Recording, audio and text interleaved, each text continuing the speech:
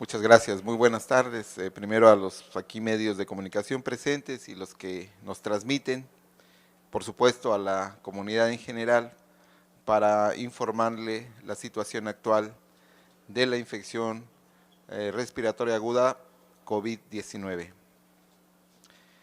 Como es de conocimiento público, el día de ayer la Secretaría de Salud Federal dio a conocer el incremento de casos en el país con 110 nuevos casos, con lo que se acumulan al día de ayer 585 pacientes con la enfermedad.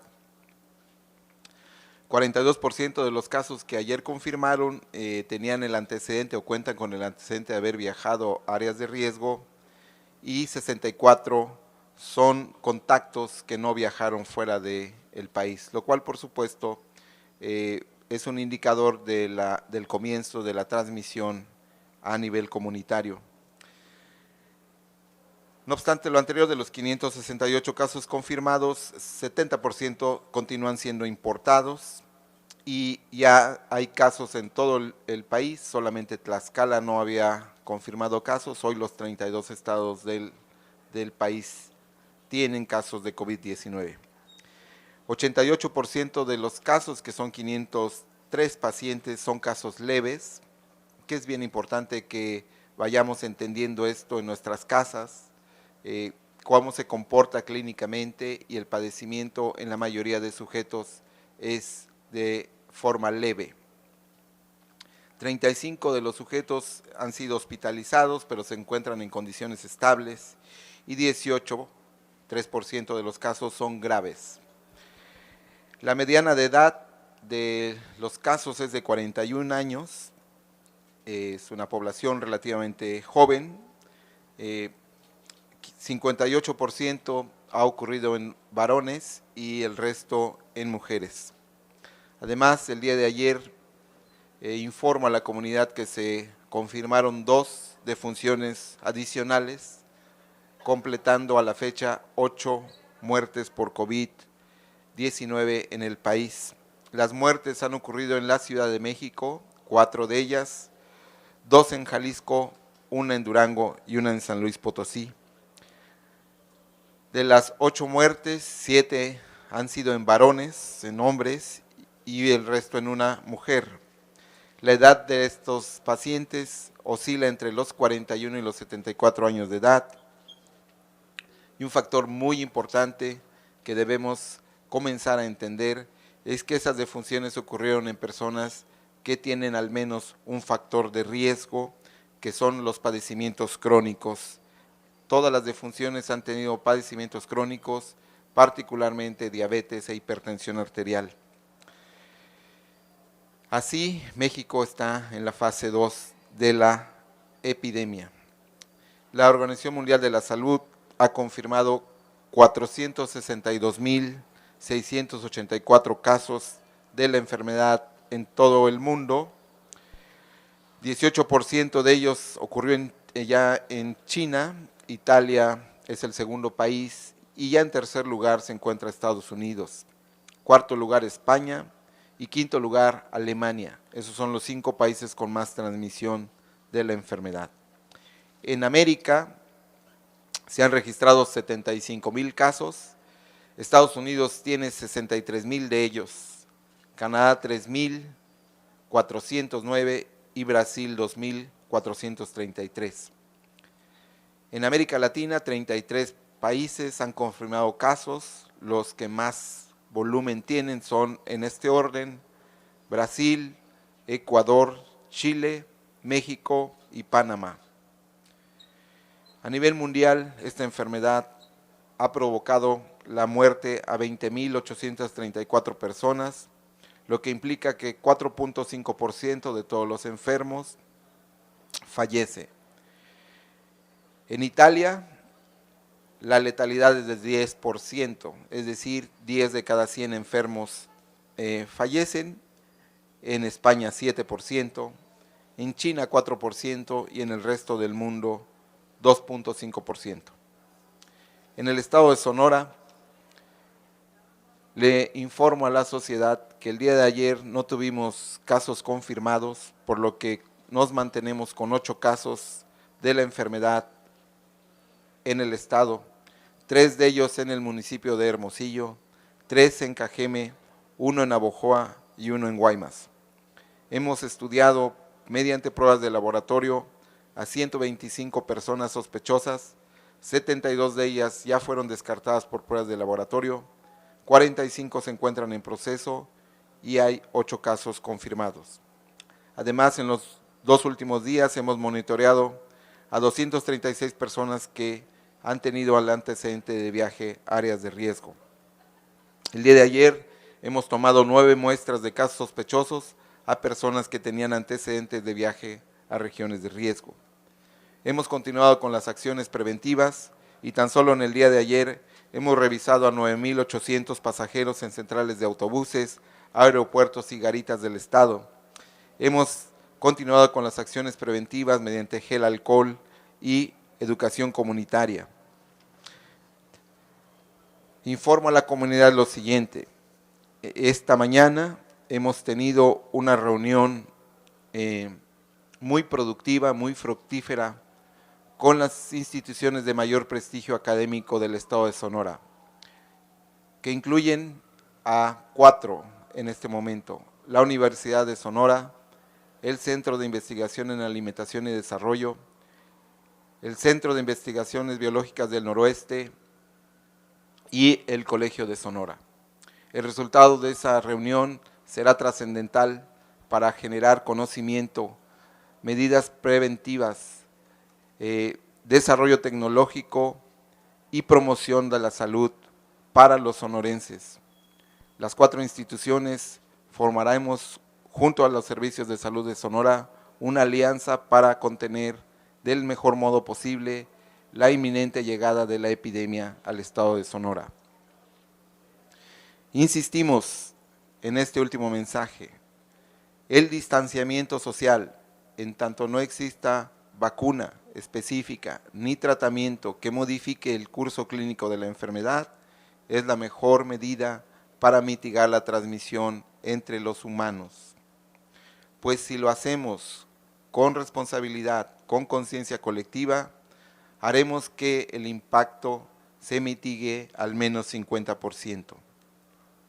Estas acciones de distanciamiento social debilitan, como hemos informado, la cadena de transmisión del padecimiento y con ello ayudan al bienestar comunitario, disminuyen el impacto médico y por supuesto favorecen la salud pública que ocasiona la presencia de la enfermedad en este estado. Hacemos un llamado nuevamente respetuoso a que se cumpla las medidas que ha dictado la gobernadora para mantener el distanciamiento social. Termino con otro mensaje: aquellas personas que ingresen al estado de Sonora, manténganse en su casa, manténganse en su habitación, no tengan miedo, no les va a pasar mayores cosas si ustedes se mantienen con cuidado. La mayoría de ustedes no va a tener síntoma alguno, ni siquiera va a estar infectado por COVID, pero la importancia de que se mantengan en esto, en su casa, es que evitarán la diseminación del virus. Hemos dicho, conviértanse en la mejor vacuna que tengamos los sonorenses para enfrentar el virus. Insistimos en el llamado respetuoso para que se mantengan en su hogar. No tengan miedo, no va a pasar nada. Si ustedes nos avisan, nosotros estaremos siguiéndolos. No es necesario que todos los sujetos se hagan la prueba diagnóstica si no tienen síntomas. No es necesario. Solo lo importante es que se mantengan dentro de sus habitaciones, dentro de su hogar. Eviten el contacto incluso con sus seres queridos para que la transmisión no ocurra en caso de que existiera. Denos la oportunidad de que los servicios de salud atiendan a la población que realmente está en riesgo y que realmente presenta síntomas. No nos saturen los sistemas de salud solicitando pruebas cuando no tienen síntomas. Por favor, con esto termino. Muchas gracias.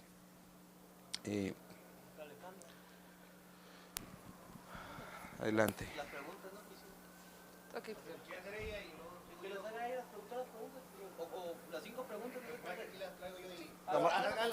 Nada más a la presentación. Bueno, voy a hacer las preguntas. ¿Llegaron los respiradores y reactivos que solicitaron a la Federación? ¿Cuántos son? ¿Cómo los van a distribuir a las distintas regiones del estado? Saber si ya están en uso, doctor, y si son suficientes, por favor. 4 preguntas en una, se queda una, ¿no? Entonces, No. queda. Es que es de la misma, estamos hablando de lo que le pidieron a la Federación, los reactivos y la... Ok. Todas las preguntas las extendimos lo más posible, ¿no? Ok. Estamos en la fase 1. Vuelvo a insistir en esto. Nosotros en el estado de Sonora estamos en fase 1. Sé el interés comunitario y lo compartimos y estamos gestionando con toda nuestra capacidad para que los respiradores se encuentren ya en este estado lo más pronto posible. Pero en este momento no requerimos que estén los respiradores, puesto que no tenemos casos graves. De los 8 que hemos tenido, 1, el primer caso, fue egresado por mejoría, no requirió ventilador. El caso 2 está hospitalizado por medidas precautorias, no requirió ventilador. Los otros 6 pacientes están en su casa, recuperándose como se hace de un cuadro respiratorio común. Entiendo la preocupación, el interés de los respiradores. Estamos gestionando. No han llegado los respiradores a la respuesta que me haces, pero en este momento no los ocupamos. Los que tenemos en este momento son suficientes. Vuelvo a insistir, la epidemiología es así, muchachos, y la ciencia médica es así. Tratemos de hacer las cosas con la oportunidad que se requiere. Si yo ahorita compro, en este momento me angustio porque no tengo respiradores y me olvido de la importancia de otras medidas como lavarnos las manos o distanciarnos, pierdo foco. Hago cosas que no debo hacer. No quiere decir que no se estén gestionando. Insisto, ya la Federación también mandó comunicados de los mecanismos administrativos que tiene para la compra consolidada. La gobernadora ha dado instrucciones para que ahorita, sociedad, le informo que hay una junta de los órganos de Contraloría, de entes fiscalizadores, están para ver cómo hacemos, para agilizar todos los procedimientos normativos y que todo sea con transparencia. Pero en este momento voy a pedirle a la sociedad, no se preocupe en este instante por esta necesidad de los respiradores. El comportamiento epidemiológico es este. Ninguno de los casos ha sido grave, ninguno ha requerido ventiladores, reactivos. Por supuesto que tenemos en el estado un sistema estatal de salud. No se distribuye a todos los municipios. Se tiene un laboratorio estatal de salud pública en el estado, en Hermosillo. Cada estado solamente tiene un laboratorio estatal de salud pública. Allí están los reactivos que llegaron hace 3 días. Llegaron 1.500 reactivos, se usarán bajo los criterios epidemiológicos. No será un dispendio, no será un uso no científico. Se privilegiará, por supuesto, la necesidad social, pero volvamos a entenderlo, por favor, sociedad. Si yo en este momento uso los reactivos en pacientes que no tienen síntomas, solamente porque viajaron a una región de riesgo, puede ser que no tengamos reactivo para los pacientes que lo requieran. Entonces, finalizo la respuesta. Tengo que quedarme en casa y dentro de mi casa tengo que quedarme en mi habitación. Es muy probable que no desarrolle síntomas y no necesito gastar las pruebas. Las jurisdicciones lo que hacen es tomar las muestras, nos las traen por un sistema de vigilancia de ruta terrestre, llegan al laboratorio estatal y aquí se procesan. Okay. En las garitas de entrada desde Arizona hacia Sonora, ¿qué operativo tienen? ¿Cómo lo están desarrollando? ¿Cuántas pruebas han hecho a extranjeros y connacionales? ¿Con qué equipamiento y qué síntomas es el que buscan, doctor? Por favor. Es que desarrollamos una pregunta, pues la desarrollamos la misma. Pues. Vamos a hacerlo ágil, si no, no vamos a poner un tema de 10 minutos más. Ok, es que muchachos, ya hemos informado esto desde hace mucho tiempo, voy a reiterarlo. Tenemos un plan que ustedes de conocimiento de la sociedad, que es para los puntos de ingreso. Dijimos en su momento que dependía la dinámica de la epidemia, convendría o no mantenerlos, porque creo que he sido muy claro. Las búsquedas en puntos de ingreso a cualquier país del mundo se basan en la presencia de signos y síntomas respiratorios. Tú me preguntas, ¿qué hacen? Bueno, nuestras brigadas, que están compuestas por médicos, enfermeras, promotores de salud y verificadores sanitarios, yo les dije ahorita un dato que probablemente no lo enfaticé y todos los días pues se pierde en el camino. Prometo que el día de mañana, no, cuando tenga la próxima rueda, les voy a decir el acumulado, pero hemos revisado mi estimación a más de 50,000 sujetos que han pasado por terminales de autobuses y de aeropuertos. ¿En qué consiste esa brigada? Como ustedes han podido atestiguar, está en los puntos de ingreso y hace un tamizaje. El tamizaje consiste en el interrogatorio específico de signos y síntomas respiratorios y de la toma de temperatura con un termómetro digital. Se les pone gel en las manos y se les da su mensaje educativo y se van. Si el paciente, el sujeto, el pasajero, presenta algún síntoma respiratorio, mediante un sistema telefónico nos informan y la unidad de inteligencia epidemiológica elabora el cuestionario, la investigación epidemiológica y si es necesario, una brigada va al domicilio de esta persona y le toma muestra. Ese es el procedimiento global que se hace. ¿Cuántos connacionales extranjeros y cuántos mexicanos hemos evaluado? Muchachos, no tengo ese dato. O sea, no puedo por nacionalidad responder esa pregunta y no voy a ser irresponsable en mi respuesta. Hemos ayer revisado a 9,804 pasajeros, solamente el día de ayer. Pero la verdad, si me preguntan, pues cuántos de ellos eran nacionales y cuántos eran extranjeros, la verdad es irrelevante. Es irrelevante, compañeros. La transmisión de la enfermedad es global. Quitémonos de nuestra cabeza que si es de Asia, o si es de Europa, o si es de Estados Unidos, o si es de Brasil. Ya dije que hay en el mundo 177 naciones tienen circulación del virus. Es irrelevante ya, muchachos, saber de dónde viene. La transmisión es global.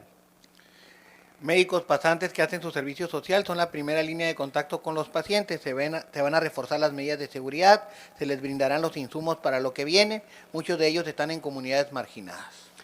Sí, por supuesto, no solamente los médicos pasantes, los médicos internos, los nutriólogos, las enfermeras, todo es personal de salud. De primera línea no sé cuál sea el sentido de la pregunta en realidad, porque por supuesto que la federación y el Estado está muy consciente de esto. Yo soy profesor de medicina, tengo alumnos y sé cuál es su preocupación y quiero mandarles este mensaje. Definitivamente sabemos cómo estratificar las cargas de trabajo.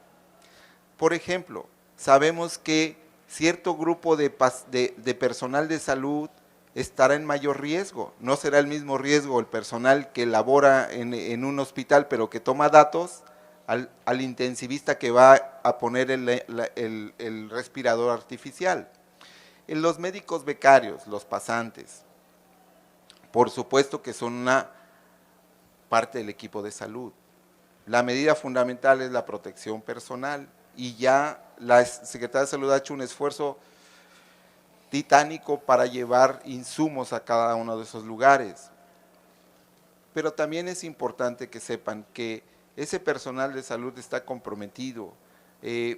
Los becarios que yo he observado han firmado incluso solicitudes de que se les cuide, por supuesto que se les va a cuidar, pero no solo a ellos, al personal de base, al personal de contrato, eso lo tenemos claro, y todo el personal es una primera línea, pero dentro de las primeras líneas hay por supuesto lo que hemos llamado equipos de respuesta, es decir, no todo el personal de una unidad va a atender a todos los pacientes. Dentro de los planes de operaciones hay equipos de respuesta y ese equipo de respuesta es el que va a atender a los pacientes con sospecha. Luego, ese equipo de respuesta eventualmente va a tener que ser sustituido por otro equipo de respuesta. Esos son los planes operativos.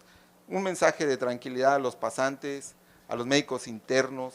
Estamos, por supuesto, pensando en ellos. La educación que les hemos dado, que les hemos invitado, no solamente a ustedes como periodistas, sino a nuestro propio personal médico, de que estudien, es una realidad. O sea, debemos entender que la educación es la única forma en que podemos entender cómo vestirnos. No importa si tenemos guantes, pero no me los sé aplicar.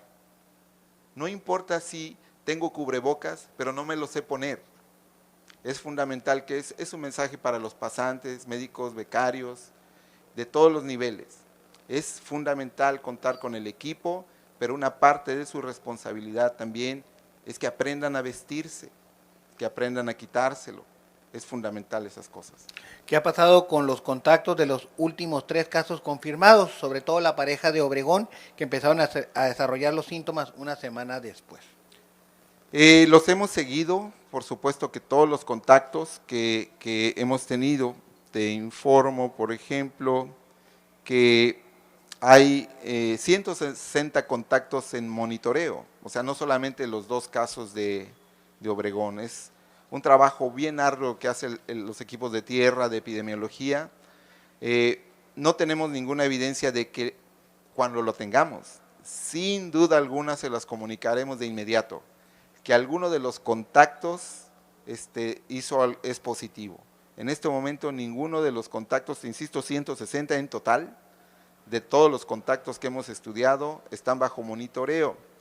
Ya saben ustedes que se requiere un monitoreo de 2 semanas para poder decir que están con alta sanitaria. Un mensaje a los contactos. Tomen las medidas como si fueran un paciente infectado. ¿Y cuáles son las medidas? Lavarnos las manos, permanecer en nuestra casa, es lo que hay que hacer. Entonces, estamos con el monitoreo, no hemos tenido al momento ninguna otra confirmación de contactos positivos. ¿Desarrollan síntomas? También, voy a insistir en este mensaje, que desarrolle síntomas no implica que sean necesariamente por COVID. Voy a poner un ejemplo súper simple de entender. Cuando yo me aplico la vacuna de la influenza, usualmente pienso que es el virus de la vacuna la que me produjo los síntomas que presento, catarro, dolor, fiebre. Pero recuerden que en esos periodos en los que se forman defensas también me expongo a otros virus.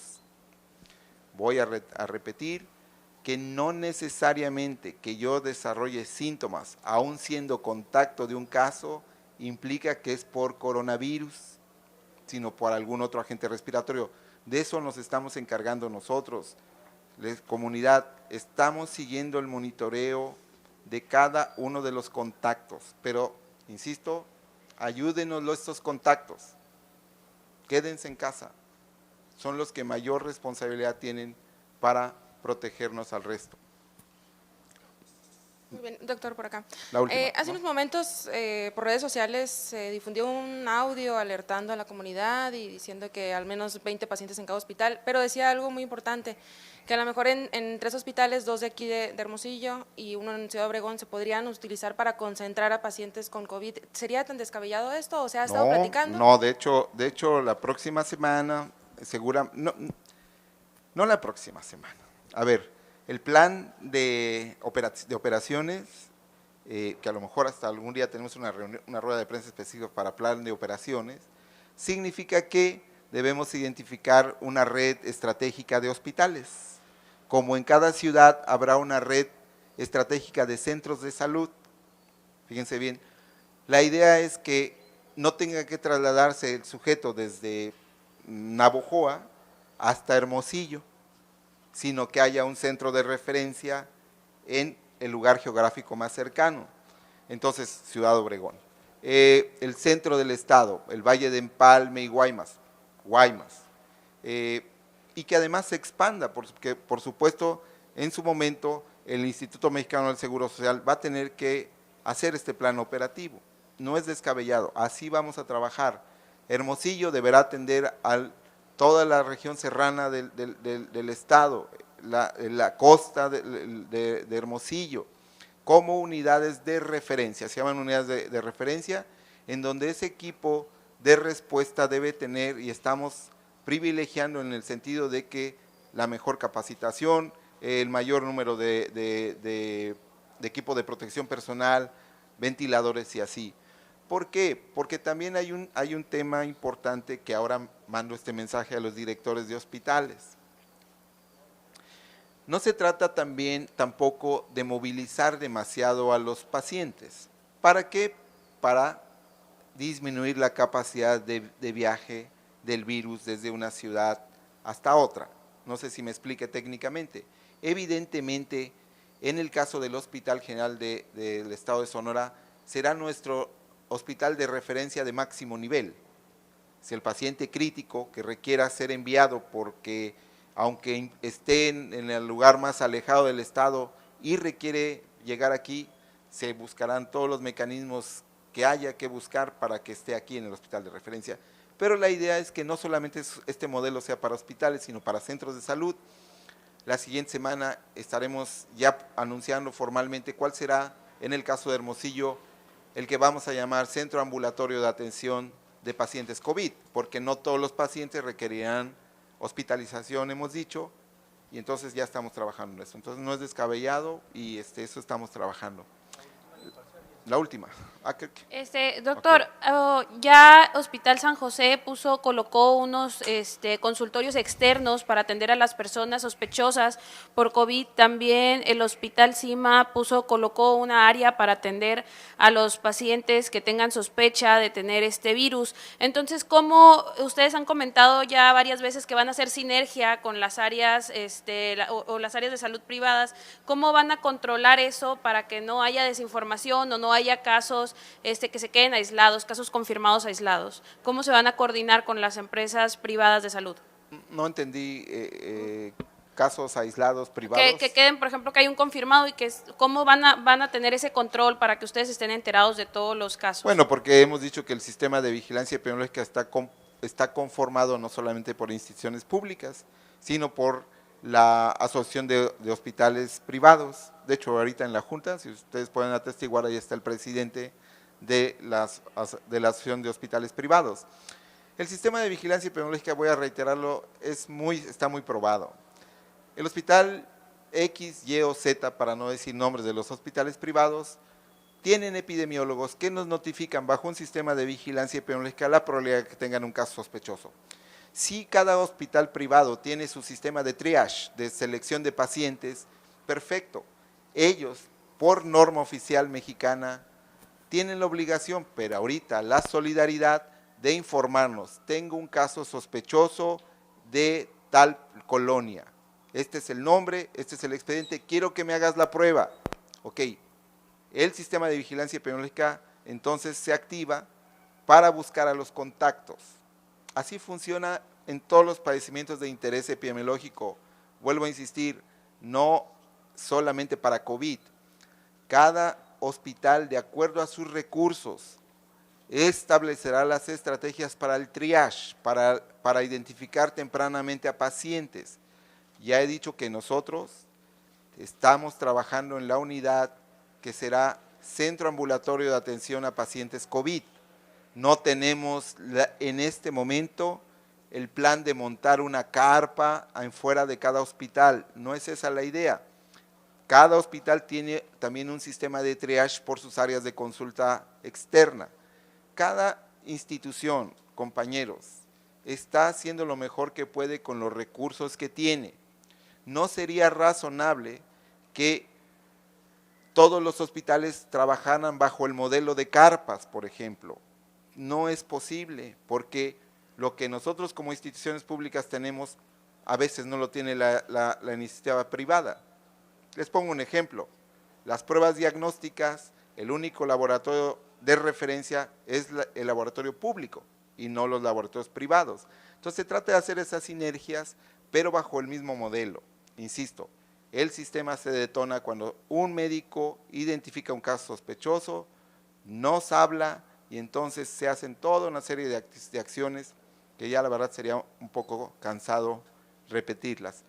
Lo hago con el interés de que sepan que estamos conectados bajo un sistema de vigilancia epidemiológica que no solamente incluye a las instituciones públicas, sino también a los hospitales privados. Es más, incluye a los consultorios anexos a farmacias, que es otro tema que ustedes probablemente no han preguntado, pero nosotros tenemos ya a 366 consultorios integrados al sistema de vigilancia para que notifiquen pacientes que vayan a farmacias a solicitar consulta.